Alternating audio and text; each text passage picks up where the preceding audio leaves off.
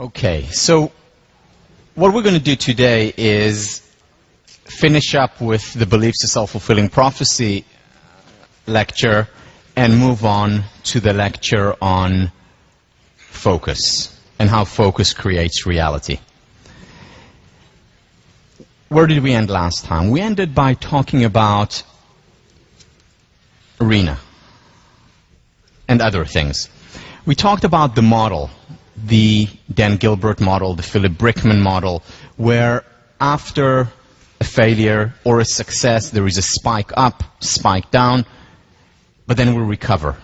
And we basically move along a base level of well-being throughout our lives, with the ups and downs, the vicissitudes. The question then became, or rather there was good news and bad news. The good news was we don't really need to worry that much and we can take more risks, we can put ourselves on the line more.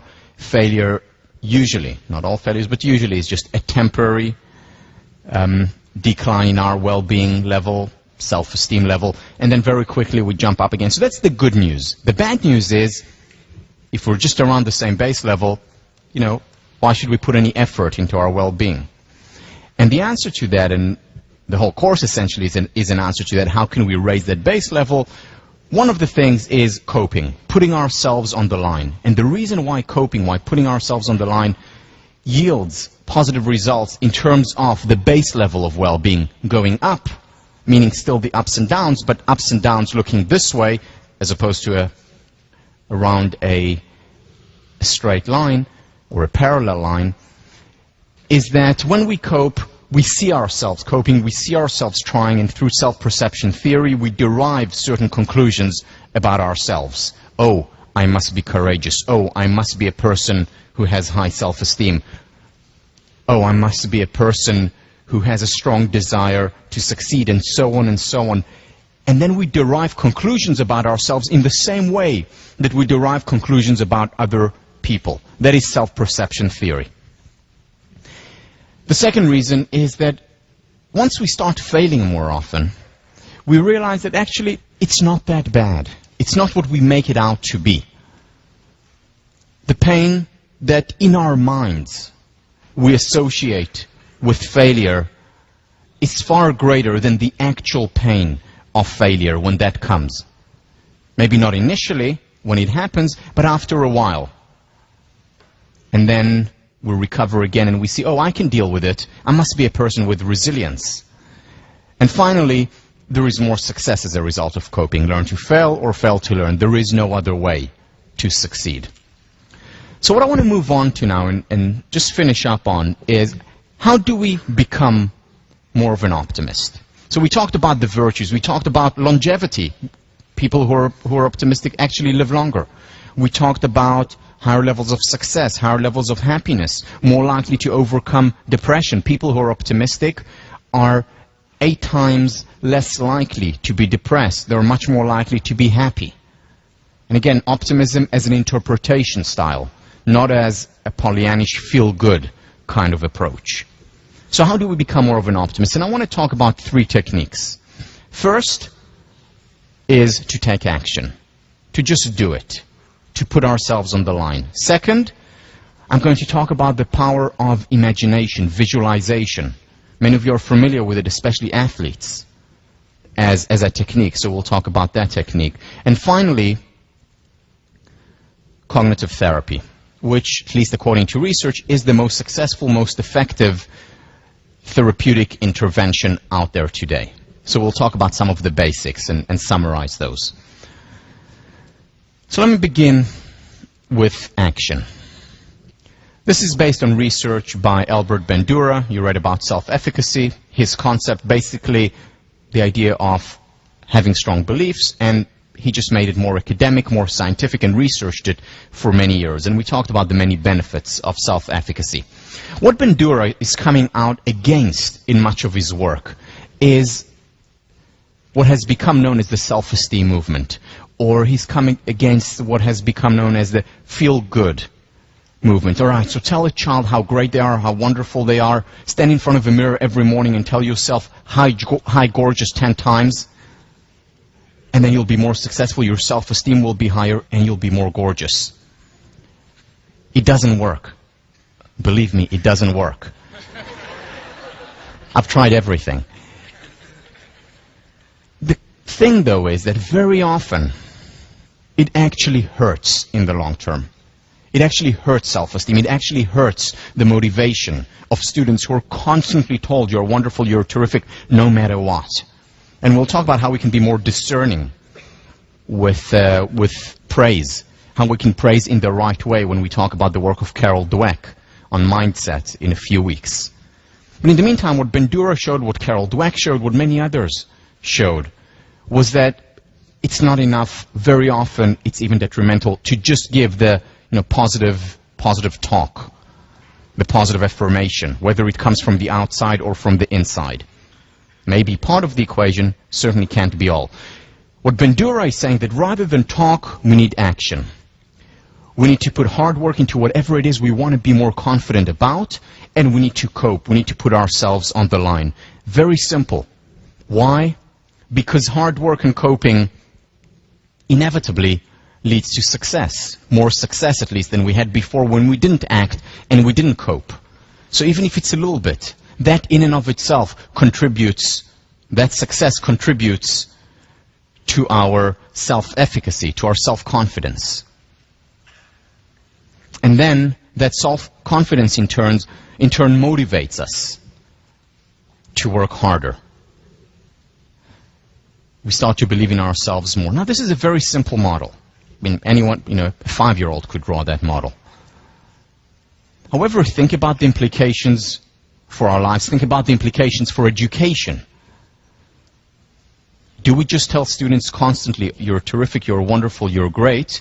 Or do we, like Marva Collins, make them actually work hard so that they succeed more, so that they see themselves, going back to self-perception theory, see themselves working hard, see themselves putting themselves on the line and coping and failing and getting up again?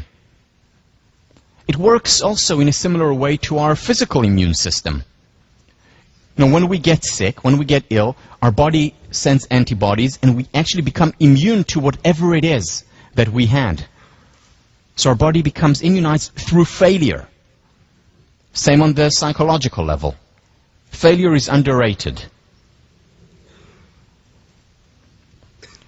One of the things that I wish for you, and I mean it genuinely, one of the things that I wish for you is that you fail more. I'm not saying it in jest, I really do. And coupled with that, I hope that when you fail, you will also learn to interpret it in a different way than most of us usually interpret failure. Because there is no other way to succeed. There is no other way for growth. It's an illusion that a life looks like this. And we'll talk about it much more when we talk about perfectionism. A healthy life, a real life, and a happy life ultimately looks like this. A spiral with ups and downs, not as a straight line. When we see ourselves cope, when we see ourselves work hard, we derive conclusions about ourselves. Our self-confidence goes up, our motivation goes up, our belief goes up, and so on in an upward spiral of growth. Soren Kierkegaard, to dare is to lose one's footing momentarily. Not to dare is to lose oneself. To lose one's footing temporarily is the failure that comes inevitably when we cope, when we try, when we have high expectations. Not to dare is to lose oneself. That is when we don't cope, when we avoid. Because this model also works the other way around. When we constantly avoid challenges, when we constantly shun difficult experiences, when we don't give ourselves the permission to fail, a downward spiral is created. In terms of our self-esteem, in terms of our success, in terms of our well-being.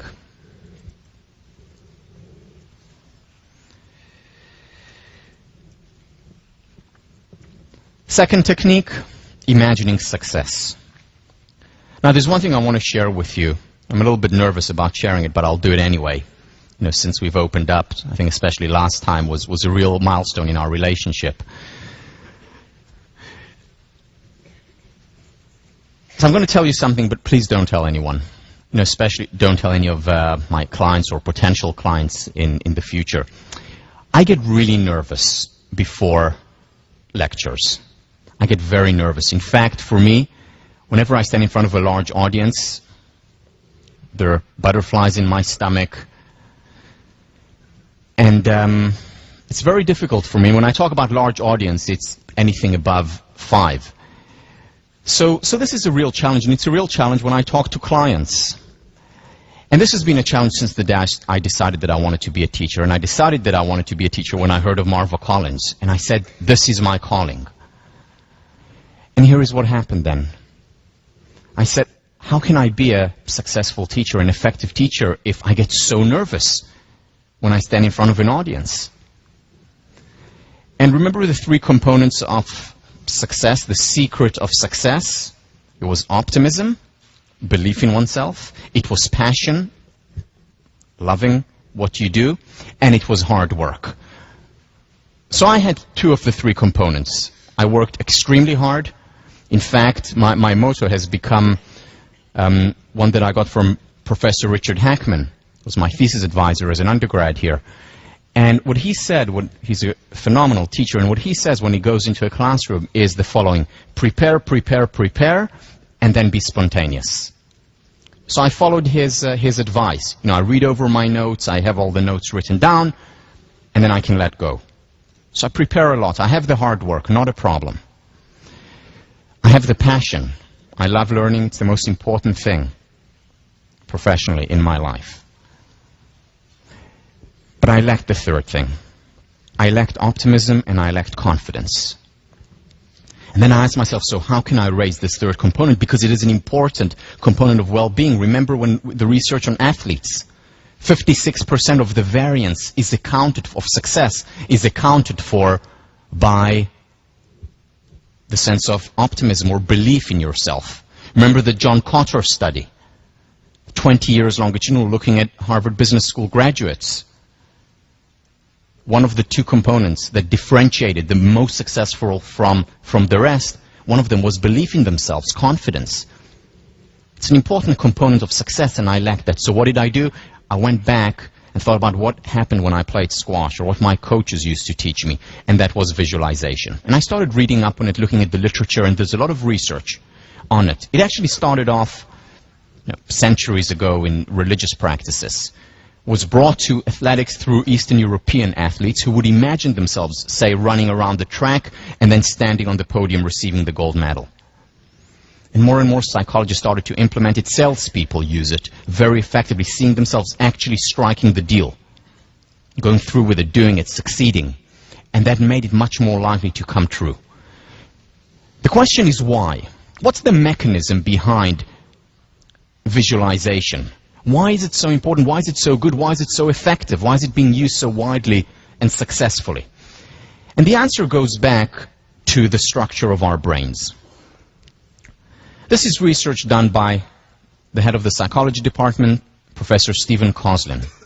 What he shows was that when we see something, so let's say I'm looking at my hand right now, there are certain neurons in my brain that are firing, that actually take on the shape of this hand, my visual cortex, the back. Now, if I close my eyes and imagine that I'm looking at this hand, even if it's not there, if I imagine that I look at this hand, the exact same neurons are firing. In other words, my brain does not know the difference between the real thing and the imaginary thing. Which explains why dreams can be so vivid. Middle of the night, pitch dark, and you're dreaming about middle of the day, walking around the yard. Our imagination, at least for the brain, is no different than the real thing. Now, when I imagine success, what happens in a sense is that I'm creating a simulator for my mind. And I'm, in a sense, fooling my mind into thinking that this is the real thing. My mind doesn't know the difference between the two. Subconscious mind doesn't know the difference between the real thing and the imaginary thing. Now, if I imagine success over and over again in my mind, remember, what the mind does not like is inconsistency. In other words, if I create success in my imagination, and I persist with it, not just visualize it once or twice, but over and over again, the mind doesn't like inconsistencies, and therefore it will bring up the external reality to match this internal schema. Why? Because the mind doesn't know the difference between the real thing and the imaginary thing. Just like Roger Bannister ran the 4-minute mile, and after that, what happened was that everyone had a different schema. Oh, 4-minute mile is possible, and 37 runners run it. Over 300 runners run it the following year. Because they had a different schema, we can do exactly the same thing through the simulator. Because the mind doesn't know the difference between the real thing and the imaginary thing. Doesn't work all the time, doesn't work 100% of the time, but it works a great deal. What I do every time when I give a lecture is visualize. I imagine myself standing in front of the audience, calm, excited, passionate, and then when I go into the real thing, now I don't know if this is the real thing or I'm imagining, but I'm assuming it's the real thing. When I go into the real thing, I do feel that. I still get nervous, I still get anxious, but it's a healthy excitement. Raising my levels of belief, levels of confidence by practicing. Just like a pilot you would hope would practice in a simulator before they take you on across the Atlantic. The mind as a simulator. This is why it works. The key here, this is a mistake that many people make, whether it's in athletics or whether it's in a lot of the self-help books that talk about visualizations. The key is to focus not just on the destination. Shelley Taylor, UCLA, did this research where she divided students into two random groups. One student imagined themselves getting an A on the exam and imagined it over and over again. The second group imagined themselves getting an A, but also saw themselves work and persist in the library, prepare for it, and then get to that final A. The second group that imagined both the journey and the destination was much more successful, much better result in the exam. So visualize the journey as well as the destination. This is your response paper for this week. To visualize both your destination of getting there, your journey of getting there, as well as the destination itself.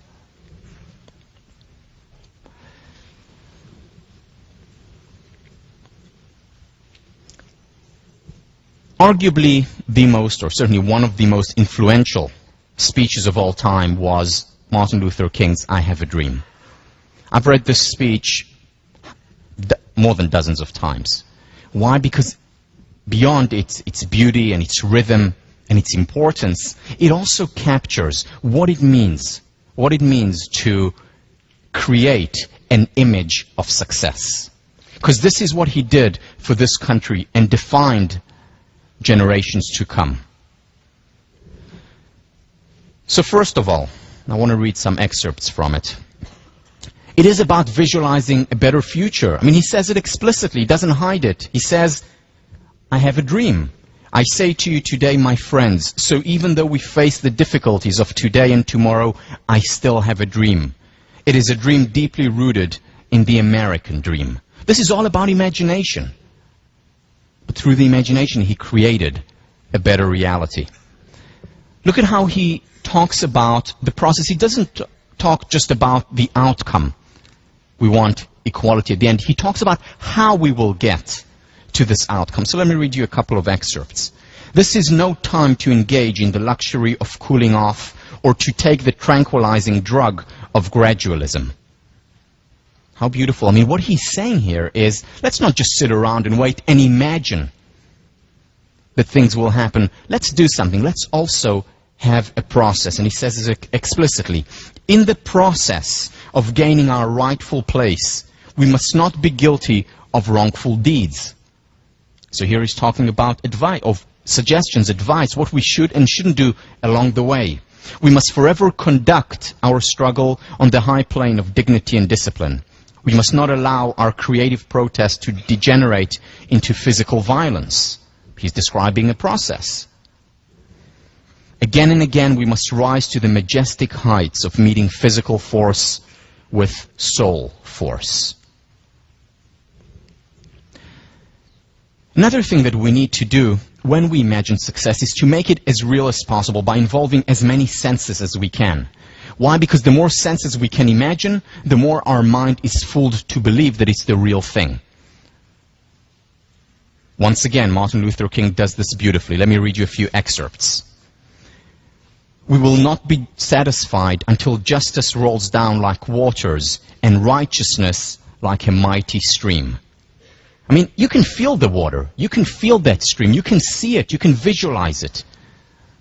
Or, let us not seek to satisfy our thirst for freedom by drinking from the cup of bitterness and hatred. He's employing taste. Bitterness, equating it with hatred. People connect to it, making it real, concrete. One day, right there in Alabama, little black boys and black girls will be able to join hands with little white boys and white girls as sisters and brothers. I mean, you can see that circle of the kids holding hand. Again, making it real. You can visualize it. You see it. By the way, these are the characteristics of all great speeches. They're not abstract. Look at the great communicator, Ronald Reagan. Look at Kennedy. Look at their amazing speeches because they created a picture. They involved the senses. They created a picture of success. I have a dream that one day even the state of Mississippi, a state sweltering with the heat of injustice, sweltering with the heat of oppression, will be transformed into an oasis of freedom and justice. You can actually feel the heat. You can actually feel the sweat that he's describing. This is what makes good, successful images. This is what makes great speeches. And finally, it's about evoking emotions. You don't want to just make it a cognitive exercise. You want to really be excited about what you're doing, or else it will fall flat. Nothing, no change will happen. Again, the connection between the words emotion and motion. Without emotion, there is no motion. If you want to move yourself or others, you need to evoke emotions. Let's look at just a minute of that historical speech.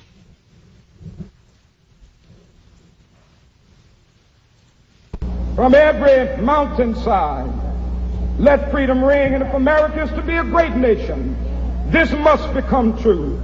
And so let freedom ring from the prodigious hilltops of New Hampshire.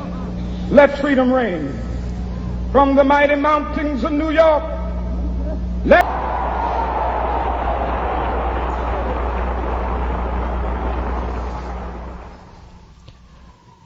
Now, I've seen this, as I said, dozens of times. Every time, excitement. Imagine if he said at the end, free at last, God Almighty, free at last. Would that have the same effect? Boring, dry. You have to evoke emotions to create motion, whether it's in our imagination or in a speech to the nation.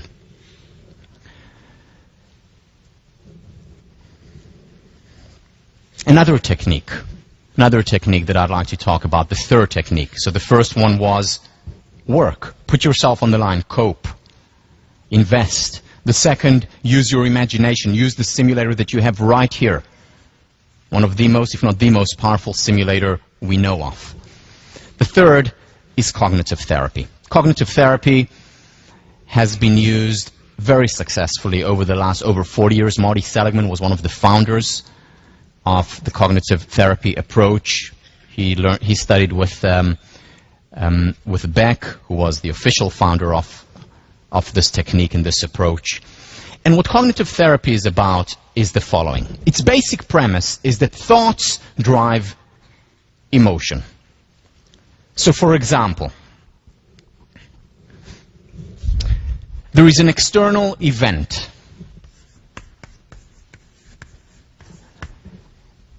I perceive that event, and what I do then, after I perceive that event, there is evaluation of that event. In other words, a thought about that event. And then, as a result of that thought, that evokes an emotion. So, for example, an event a lion is running toward me. My evaluation, oh my God, he's going to eat me. The emotion, fear, and that of course leads to motion. Run away or stand up bravely and fight the lion. Or another one, I see an event, a gorgeous woman walking down the street. My evaluation, oh, it's my gorgeous wife. And the emotion, love. Event, evaluation, thought, emotion, and then that leads to action. What cognitive therapy says is that if we want to change emotions, whether it's of depression, whether it's of anxiety, where we need to intervene is here, is at the level of evaluation, at the level of thought. And if we can change that, we also change our emotion. Specifically, what cognitive therapy is saying is that we need to restore a sense of rationality, we need to restore the real. It's certainly not saying, let's say I have a very important tryout coming up, and I get nervous. Cognitive therapy is not saying, stop feeling nervous, let's change your evaluation or your thoughts, because that's natural. Or I stand in front of a lion. It's natural, it's important, it's healthy to experience fear. But what it is saying is that sometimes our thoughts are irrational, and we mentioned it last time. For example, I don't do well on one test, and immediately I classify myself as stupid, or the fact that I will never succeed in tests again. Or, I ask someone out and he says no, and suddenly nobody wants me. That event led to an irrational thought, irrational evaluation of the situation. It was just once, it was temporary. And that led to a difficult emotion such as resignation. Nobody will ever want me again. And what cognitive therapy does is just restore that rationality by saying, yeah, it hurts, it's tough, but there are 3,200 other men at Harvard. Cognitive therapy has been shown to be extremely effective, more effective than any of the other interventions. The jury's still out when it comes to extreme cases of psychopathology, but in terms of most psychopathologies, most anxiety, most depression, it has been shown to be the most successful, and it works the fastest. Not the only thing that works, but it works the best and much more promptly than the other interventions. On the whole, not right for everyone, but for most people. And finally, and this is the important thing, we can learn it. So we talked about, the 5-year Cambridge Somerville study that failed. Well, Karen Rivich teaches these cognitive skills in a 2-week program. And that 2-week program helps kids in inner cities, at-risk population, reduce the likelihood of falling into the trap of depression, of drug abuse, increases the likelihood of well-being and success in the long term, just as a result of 2 weeks teaching them cognitive therapy or these techniques. So it's an acquired skill, and this is the important thing about it. That does not mean it's easy. It doesn't mean you're just going to hear a lecture now. For the next 10 minutes, I'm going to describe some of the ideas, and that's going to change your life. You need to apply it, and you are going to apply it in the next two classes, but you need to do more than that. So let me share with you a summary of cognitive therapy, and the 3 M's, it's my acronym, and what I did there was put together essentially the work of Karen Rivich, whom I just mentioned, the work of Marty Seligman, the work of Aaron Beck, Seligman's teacher, and the work of David Burns. Some of you may have heard of him, the Feeling Good Handbook, who was also a student of Aaron Beck. So this is putting together their work into 3 M's, subdivided each one into two suggestions. They're interconnected, as you will see. It's not a very clear distinction. However, what you will notice is you can usually relate to 1 or 2 of the 3 M's, things that you do yourself. So be on the lookout. Ask yourselves, where do I distort reality? Where do I have distortions in terms of my evaluations, in terms of my thought, that lead to certain negative emotions that are unnecessary? Because if I restore rationality, I will not feel the same emotion to the same degree. So ask yourself as you look through the 3 M's. The 3 M's, essentially the 3 traps of irrational thought. The first one is magnifying. It's exaggerating something that happens. For example, it's overgeneral. You know, induction is something very natural. You know, a kid sees this and, you know, we call it a stool, and then they see another stool in the bar when they go out at the age of 1, and then they see another stool, and after they see 20 stools, they begin to form a concept. They induce that this is a stool. And now they see one, even one that they had never seen before, they know what it is. Now, just like I see a person on the street whom I've never encountered before, I know this is a person because I induce from all the other events that happened before that this is also a person. So that's induction, that's healthy, that's important, that's how we develop concepts and language. But sometimes we take this too far and we overgeneralize. Once again, I did poorly on a midterm. Conclusion, generalization, I'm just not smart. I just can't succeed here as a student.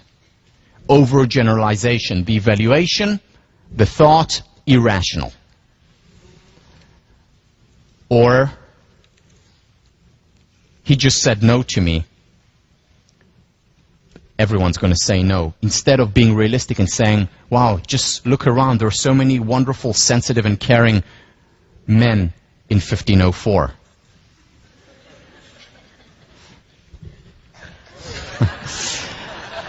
So, another thing, and this is something we'll talk about a lot, the all or nothing approach. The all or nothing, we'll talk about it when we talk about perfectionism. It's catastrophizing failure, not seeing failure as an opportunity, as a stepping stone, but seeing it as the end of the world. You know, I got to be as a freshman, now I'm going to be homeless and not find a job ever. All or nothing, either straight A's or complete failure. And we'll talk about that a lot, because that is one of the key elements that prevents us from trying, from coping, from putting ourselves on the line. The other side of it, which is actually the other side of the same coin, is minimizing. This is something that I do very often. This is my trap that I still have to be aware of and I still think about today, even though I became aware of it years ago. Only now I catch myself doing it much more promptly. So the first idea of minimizing is what Karen Rivich calls tunnel vision. What is tunnel vision? For example, let's say I have 620 students in my class. And out of the 620 students, 618 are engaged in the material. One is looking at the ceiling, at the lights, and another one out of the 620 students is asleep. Tunnel vision is when I focus on that one person who is asleep, and I say to myself, wow, I'm giving boring, sleep-inducing lectures. Or the other way around, I have 620 students, 618 are asleep, one is looking around, and one is going, whoa, whoa. And I only focus on that person, and I say, I'm a great lecturer, I'm so inspiring. Again, it's unrealistic, one way or the other. And what cognitive therapy does is bring realism into the equation. Again, this is something that I often fall into. And just recently, I fell into this. And it happened, I know many of you saw the Jon Stewart show. So what happened in the Jon Stewart show, he was so fast, way too fast for me. I felt like I was, 2 questions behind, still contemplating and thinking and saying, well, this could be interesting research, John. And he was already, 10 steps ahead. So I felt behind, I felt slow, and I also said something that I later regretted. It was just one sentence, no big deal, but that is what I focused on. I flew home after, I went back to Israel, and the whole flight, that's what I was thinking of. ignoring the other things. You know, the fact that 2 hours after the Jon Stewart show, the book became a bestseller. Completely ignored that. Didn't exist as far as I was concerned. It was just that one sentence. How could I say it? Why didn't I prepare for it better? And so on. And then I suddenly said, hey, wait a minute. Tunnel vision. And I zoomed out. I looked at the bigger picture. And then I said, okay, so I said something that I regret. Big deal. You know, it's a comedy. It's fun. So many people, so many of you friends have watched and enjoyed it. It was a great opportunity. And I looked at the bigger picture, gave myself the permission to be human, to regret it, but then overall could see it in a much more rational light than before. So again, as I said, I still apply, I still use these ideas. In the past, it would take me months to get over this one sentence. Whereas now, zoom out, evaluation, thought, irrational, and recover much more promptly. Dismissal of positives or negatives. So the person who has tunnel vision doesn't see the other 618 people who are engaged or asleep. The person who dismisses the positives sees those, but says they're unimportant, they're trivial in comparison to how I just failed or what I just did wrong. So for example, this again, something a trap that I often fall into. When I was a senior, I applied for fellowships, and I got a fellowship to go to Cambridge. And I got the John Eliot Fellowship. And there are 4 fellowships that go to Cambridge. It's the John Eliot, it's the Fisk, and one other, Pembroke, and then there is the John Harvard Fellowship. So I got the John Eliot, one of the 4. Immediately when I got it, I knew that I got it, obviously. It wasn't that I was ignoring it. But I said, why didn't I get the John Harvard Fellowship? Now, there's no difference between them except for the name. But that's immediately where my mind went to. And that was a very important experience for me, because I said, wow, look at you.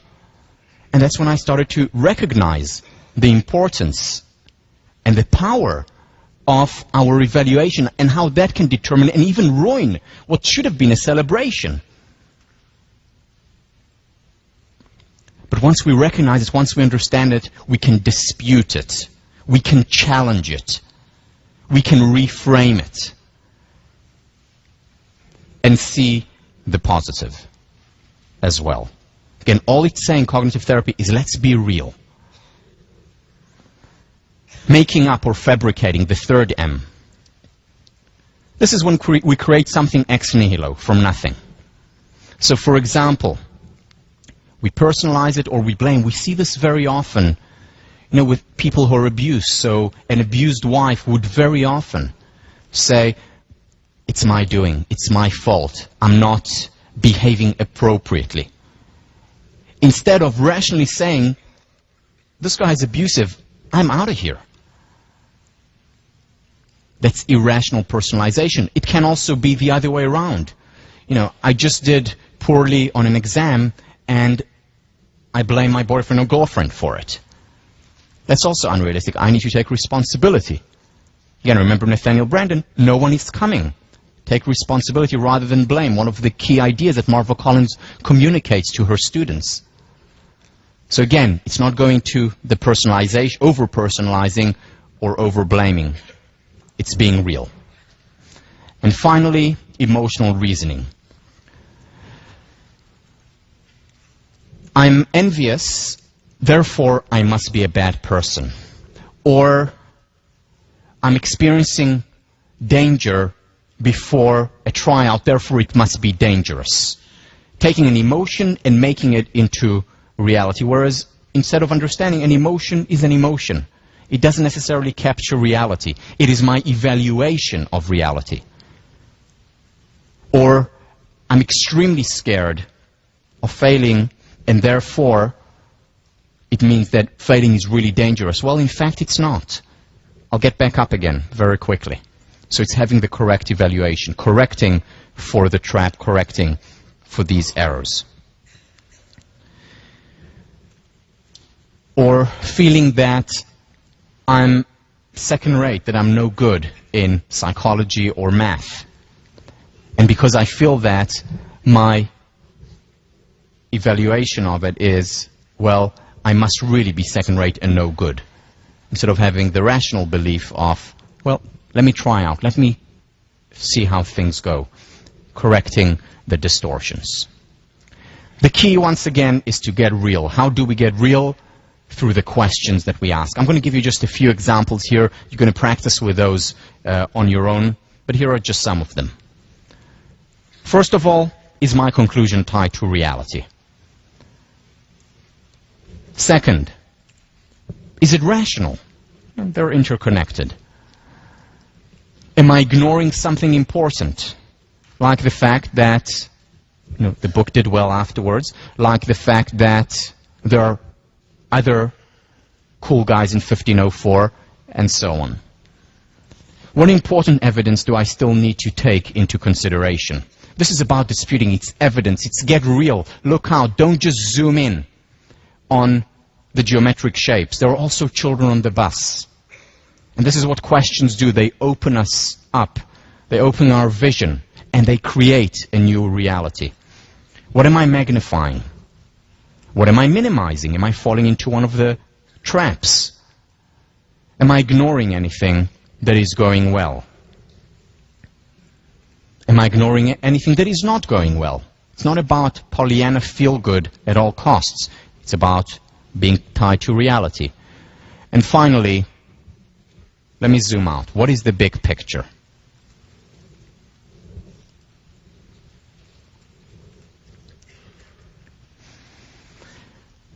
To conclude, Ed Dinner and Marty Seligman did very important research on extremely happy people. This is tip of the stem research, looking at the 10% of the happiest people out there, people that we can learn from. And what they found was very interesting. First of all, these people did not experience painful emotions any less times than the rest of the people. Say the bottom 10% or the mid 10%. They experienced painful emotions. The difference between them and the rest was that they recovered more promptly as a result of different interpretations. So when they felt down, they were optimists. Instead of saying, okay, so I'm going to feel down for the rest of the month, they said, okay, so I'm feeling down. Big deal. What can I learn from it? What happened? How can I make myself feel better? And then they recovered more promptly than the pessimists, the people who remained depressed for much longer time. You see, events happen. Things happen in the world. Very often out of our control. We don't create everything that we encounter. And some of the events are bad, some are negative. What matters more is what we do with them after, how we evaluate them. And what happens is that our evaluation becomes a self-fulfilling prophecy, because a pessimist will say, I'm in a bad mood now, it's going to last for a very long time, it's not going to go away. Whereas an optimist says, it's temporary, it's going to go away. And beliefs are self-fulfilling prophecies. If I believe that it will last for 6 months, it's much more likely, not necessarily, but it's much more likely to last for 6 months than if I say, that too shall pass. And what we do with our beliefs is we create a downward spiral of depression, unhappiness, sadness, or an upward spiral, capitalizing on positive emotions and having more and more of them. What Barbara Fredrickson talks about, the broaden and build phenomenon. A lot of it is up to us.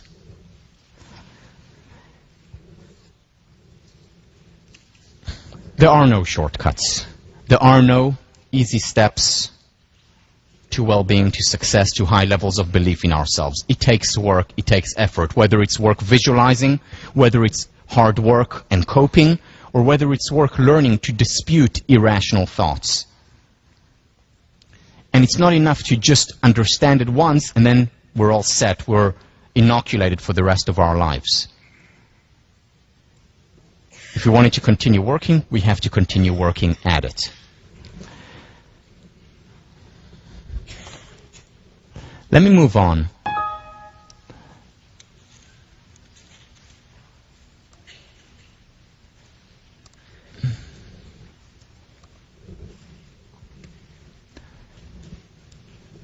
talk about the question of focus.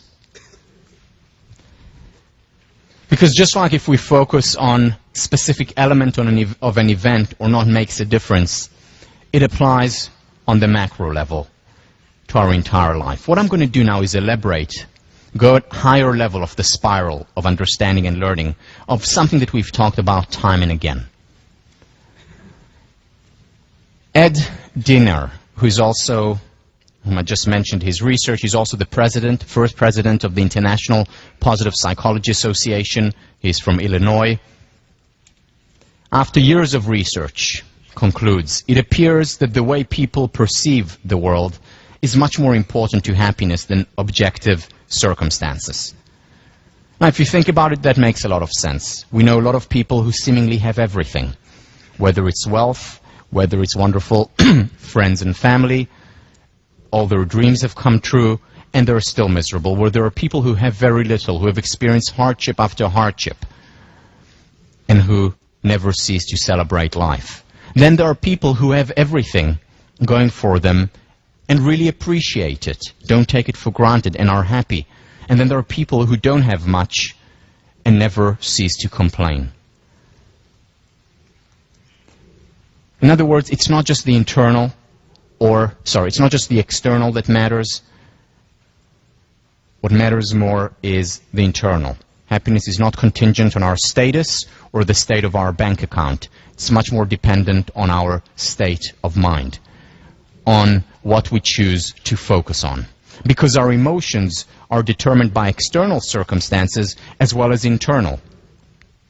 Interpretation matters. So, for example, look at what Edison did. 5,000 failures to the external observer. For him, the evaluation was very different. The internal evaluation, the subjective evaluation, it was 5,000 times where I showed what doesn't work. And it's up to us to decide where we focus. Do we celebrate successes or take it for granted? Do we perceive failures and hardships as a disaster or as an opportunity for growth? Emerson, to different minds the same world is a hell and a heaven. And Shakespeare, nothing is good or bad, but thinking makes it so.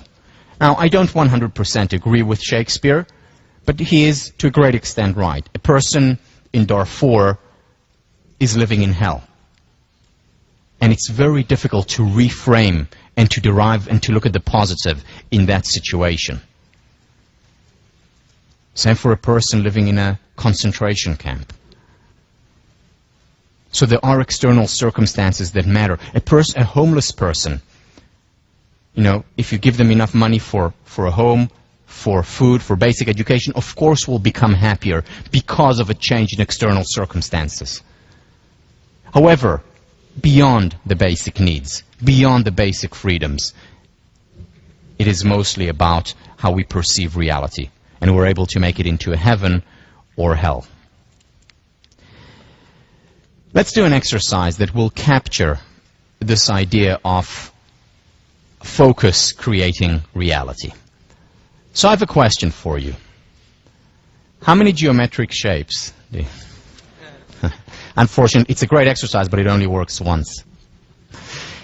Remember this, how you created your reality, just based on the question that you asked. We think when we look at a picture, you know, now everyone, of course, is looking on the children on the bus and the clock, right? But before, it was right in front of you, and you didn't, most of you, did not see it.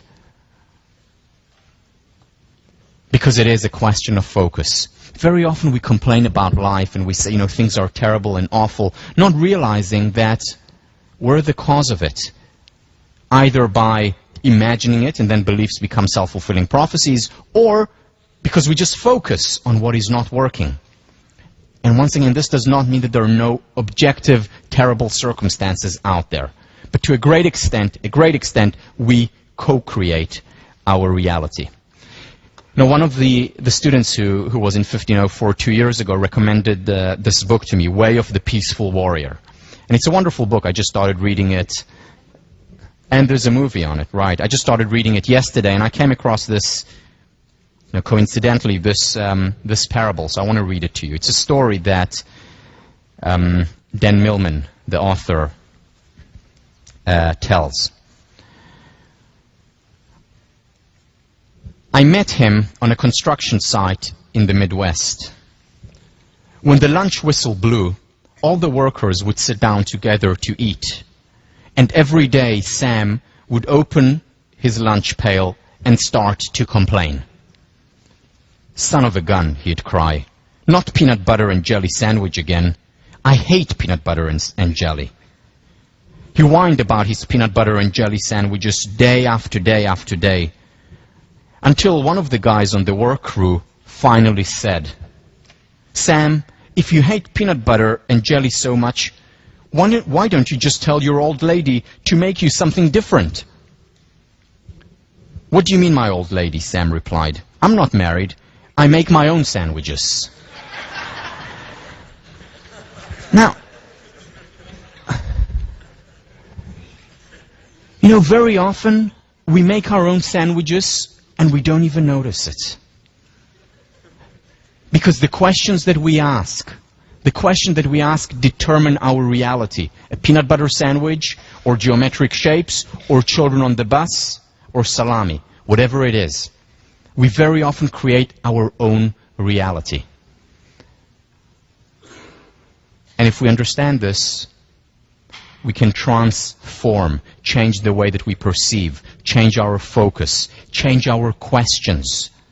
Whether it's questions disputing irrational evaluations, whether it's questions focusing on the positive.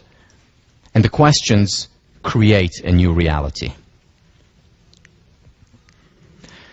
There are essentially two archetypes that I'd like to discuss here. Two archetypes that capture, in many ways, how we can cognitively reconstruct and hence create our reality. The two archetypes are the benefit finder and the fault finder. First of all, the fault finder. The fault finder is a person who always focuses on things that don't work, on the peanut butter and jelly, on things that are not going well, on problems in the relationships, on problem in him or herself, problems with the job, the consummate complainer. Now, we all exist on the continuum of between extreme fault finding and extreme benefit finding. You know, there's no one who is all the way on the extreme this way or that way. Everyone is on somewhere on the continuum, and what I'm going to argue for is to move a little bit more from the fault finding toward the benefit finding, because there are many benefits to it that I'll discuss later. The fault finder, I got the name from the work of Henry David Thoreau. The fault finder will find faults even in paradise. The extreme fault finder experiences resignation,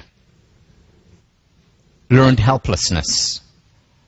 Why? Because he or she begins to really believe that the terrible reality is very much out there, independent of what he or she thinks, not recognizing that they create that reality.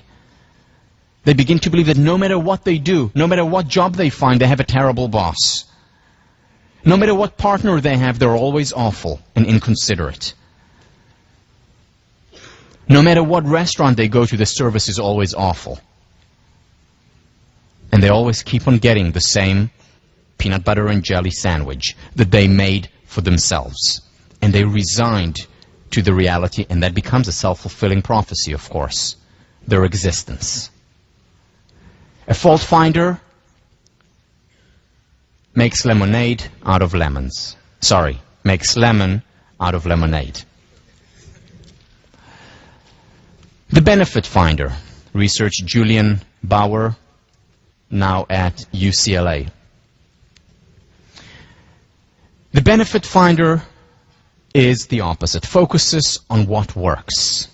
The benefit finder looks on the bright side of life, finds the silver lining in a dark cloud, makes lemonade out of lemons, and doesn't fault an instructor for using too many cliches.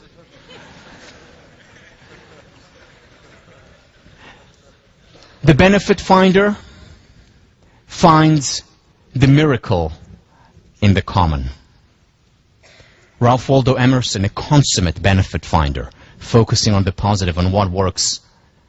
Now, the problem here may be that the benefit finder may be detached. This is one of the criticisms of people who always see the bright side of life. And that is a problem, if that is the case. Again, this class is not advocating focusing only on the positive. It's advocating reality. And reality comprises both good and bad. Reality comprises both geometric shapes and children on the bus. And the key is to focus on both. So the detached benefit finder is certainly not an archetype that I would advocate, nor would it lead to mental health in the long run. There's a need, in the words of Nathaniel Branden, to respect reality.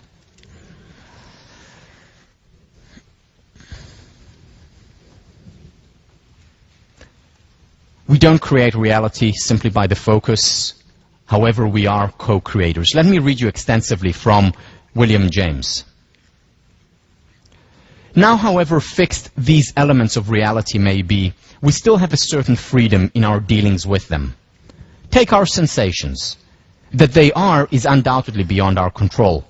But which we attend to, note, and make emphatic in our conclusions depends on our own interests, and, according as we lay the emphasis here or there, quite different formulations of truth result. We read the same facts differently.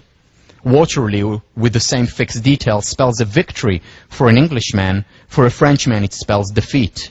So for an optimist philosopher, the universe spells victory. For a pessimist, defeat. What we say about reality thus depends on the perspective into which we throw it. William James said this back in 1890, in understanding how we co-create our reality. Here's one of my favorite poems by R.L. Sharp. Isn't it strange how princes and kings and clowns that caper in sawdust rings and common people like you and me are builders for eternity? Each is given a list of rules, a shapeless mass, a bag of tools, and each must fashion ere life is flown a stumbling block or a stepping stone. Very often what we get at the beginning is a large piece of stone.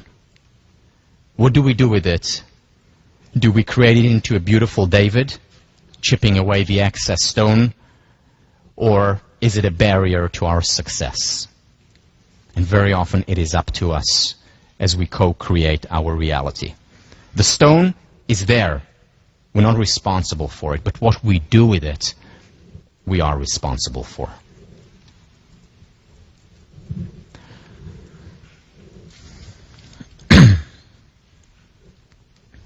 Cognitive reconstruction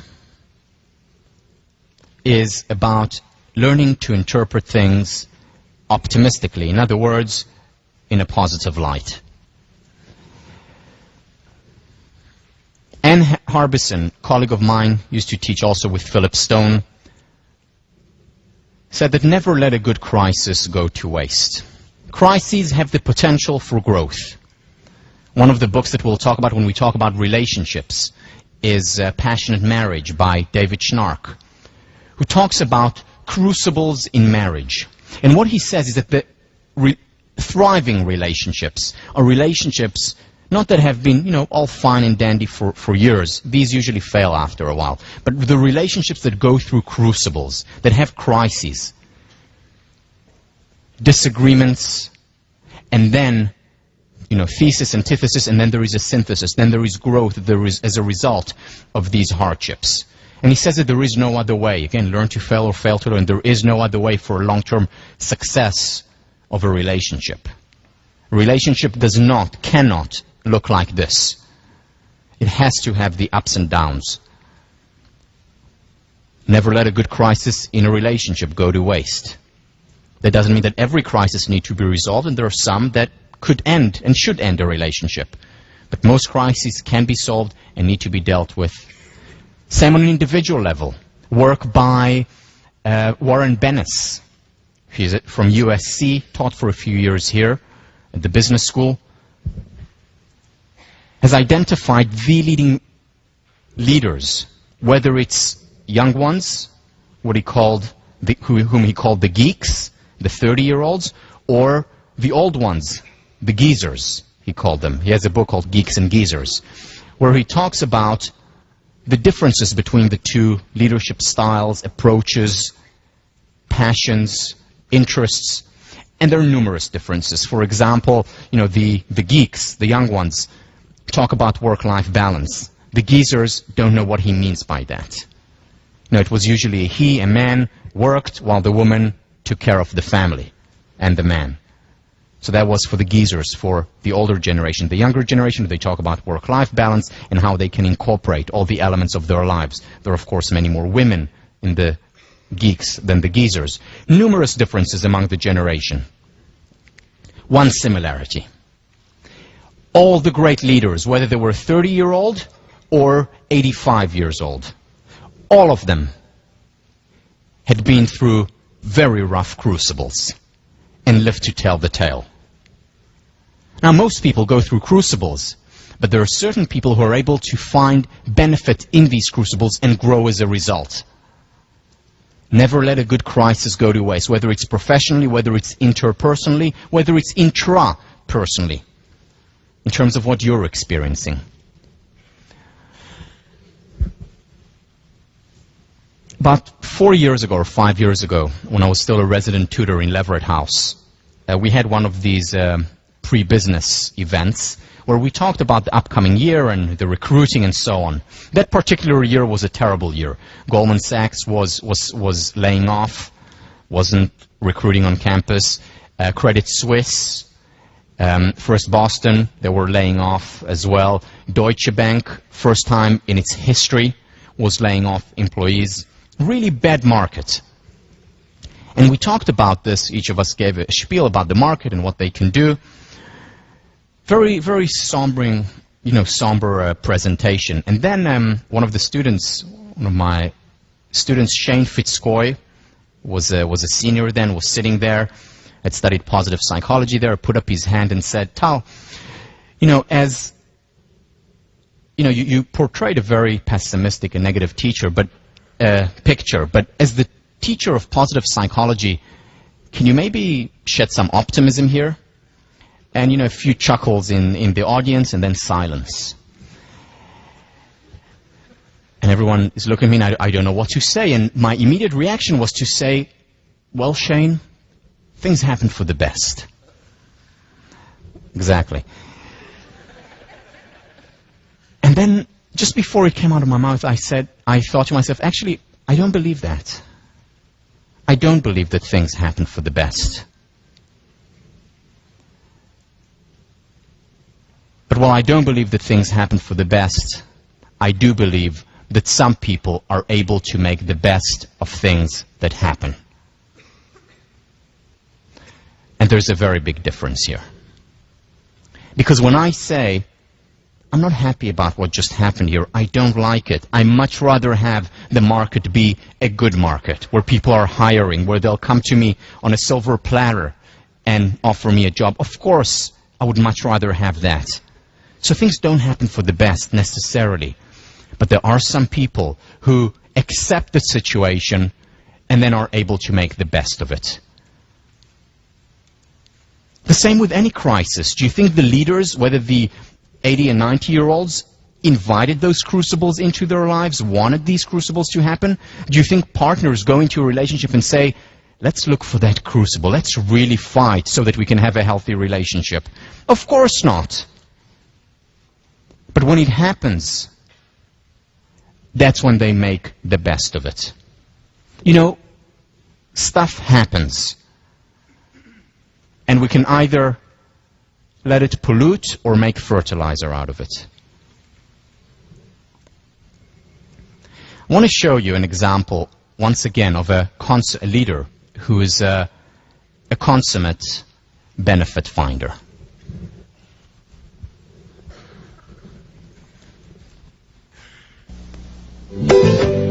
Madiba.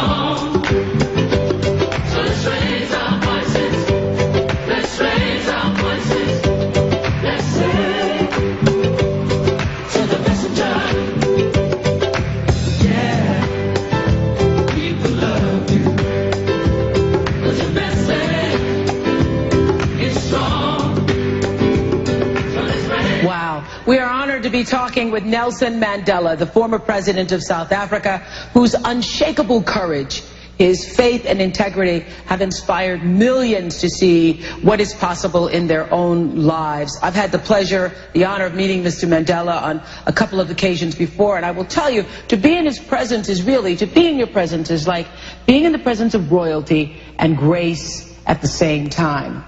I wonder, how does a man spend 27 years in prison, put there by an oppressor, and come out of that experience with not a heart of stone, not a cold heart, but a heart that is willing to forgive and embrace? I remember talking to you one night over dinner, and you had said to me that our hatred for the oppressor was so intense we did not see the value of talking to him. So at what point did you see the value of letting go of the hatred and begin the process of talking? Well, let me say first that it's a great tragedy to spend the best of your lives in prison. But although it looks ironical, there are advantages in that. If I had not been to prison, I would not have been able to achieve the most difficult task in life, and that is changing yourself. I would not have had that opportunity. I had that opportunity because in prison you have what we don't have in our work outside prison: the opportunity to sit down and think, which is an important part. Did you need 27 years of it, then? Really? You could have taken a few days, a week, a vacation. Did you need 27 years?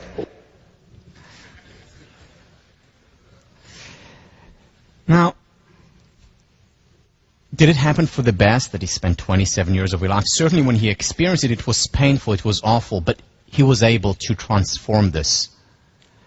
And to, even in that situation, to see the positive. And when we transformed it, those who know the history of what happened to him, when he started to look at the positive even there, at the opportunities in prison, when he changed his mindset, in other words, not the external circumstances actually began to change.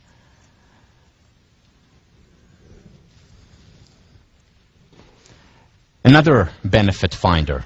A pessimist sees difficulty in every opportunity, an optimist sees the opportunity in every difficulty.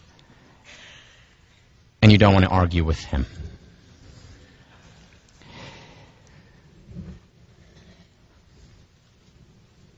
I want to end by telling you a story, personal story, about my experiences throughout the year. Some biographical details, some things that I think most of you do not know. And I'm going to tell it to you first from the perspective of the fault finder. I have a mild case of ADD. It makes things very difficult for me. It's difficult for me to focus, my mind wanders often, and I really struggle with it constantly. When I was in high school, I really wanted to get into a lucrative program in mathematics. Didn't pass the entry exam. Was very disappointed. Didn't make it. Becoming a professional squash player was a dream for me since the age of 11. That's the thing that I thought about constantly. That was the most important thing for me at the time. I wanted to be a professional player. At the age of 20, I was about to complete my military service in Israel and got injured on the squash court and pulled a muscle in my back. The doctor gave me an option of being operated on, which was a big risk, or giving up my professional career. I chose to give up my professional career, a dream that I had from a very young age. was a real blow.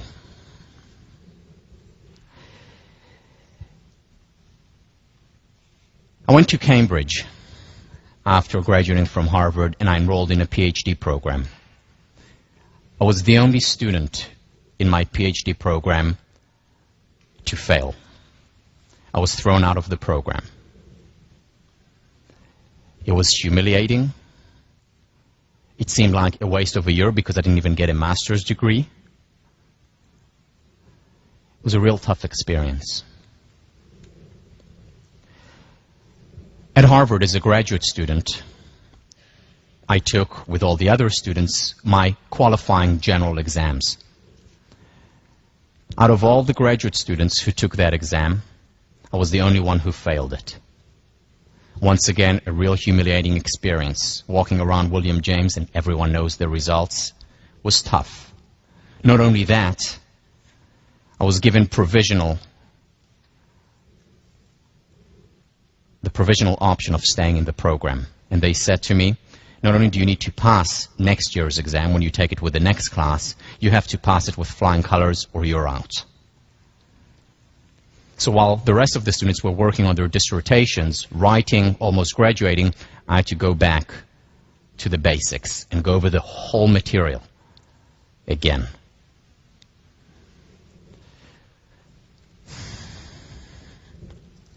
God, I am so unlucky.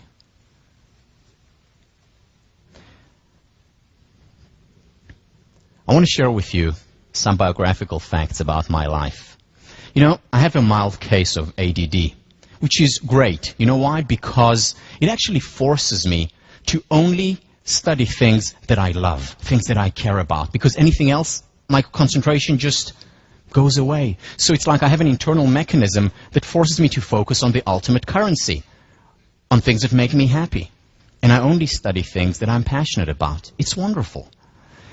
You know, when I was in high school, I really wanted to get into a certain program, in a very lucrative program, and I didn't get in. I failed the entrance exam, which turned out to be a blessing in disguise because it gave me so much more time to practice and play squash, and I ended up winning the national championships the following year, which I wouldn't have done had I been in that program.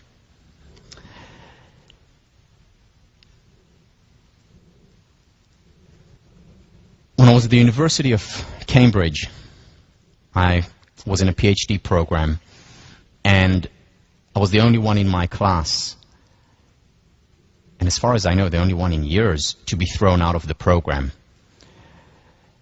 And it was actually a very important experience. You know, I got out of Harvard, I was arrogant, I thought I was holier than thou, and this was a real humbling experience that was especially important for me because the next year I went to work in Asia. And there, the worst thing that I could do was to be arrogant. So this humbling experience actually helped me a great deal in my future career, as well as helped me put things in perspective.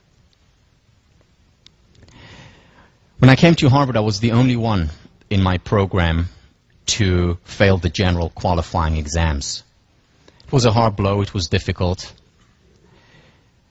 but it turned out to be a very good experience. You know why? Because I had to study the exact same material and these huge books and articles all over again and know them not just at the basic level. I had to know them extremely well because there was the condition that the professors gave for me staying in the program.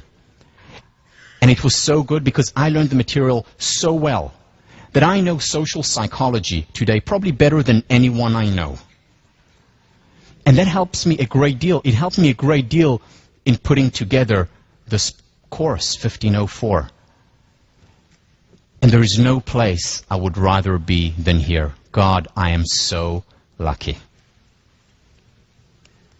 Same